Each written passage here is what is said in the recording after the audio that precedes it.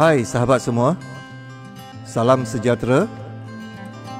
Video ini adalah khas untuk penduduk Kuala Lumpur atau pelawat yang datang ke Kuala Lumpur yang mencari tempat alam semula jadi yang boleh santai. Tetapi di manakah ada tempat yang boleh berehat tidak jauh dari Kuala Lumpur? Dan kalau boleh sampai dalam masa 30 minit.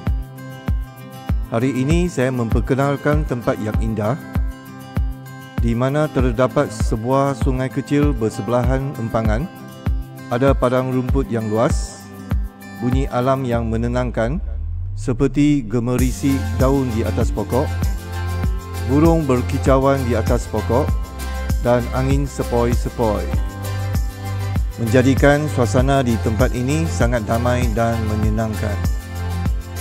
Suasana ini sangat sesuai untuk mereka yang ingin berehat dan menikmati ketenangan alam semula jadi. Anda nak tahu kat mana? Sila tonton sampai habis dan sila tekan butang like, share, subscribe dan loceng untuk dimaklumkan mengenai video baharu kami yang akan datang. Terima kasih banyak-banyak atas sokongan anda semua. Terima kasih. Campsite yang saya sebut tadi adalah berada di Gombak, Kuala Lumpur. Inilah Bukit Tabur.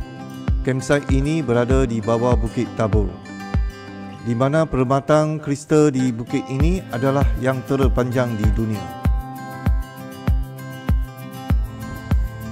Dah sampai, pakai kereta dulu. Tidak sangka kita mempunyai permatang kristal yang terpanjang di dunia.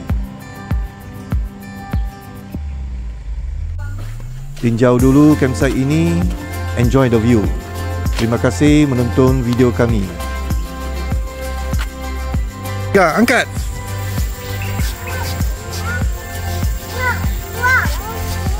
Bagi-bagi. Yeay, dapat ikan. Ikan apa ni? Tilapia. Ikan tilapia. Berdarah. Ni sini ada banyak ikan. Ya ke? Mari tengok. Oh, banyak ni ah. Dapat besar lagi. Apa?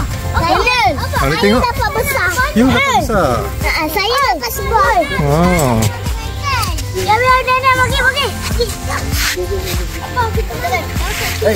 Boleh air tak buka. Adik jaga-jaga ya. Ya. Jaga-jaga ah. Jangan jatuh.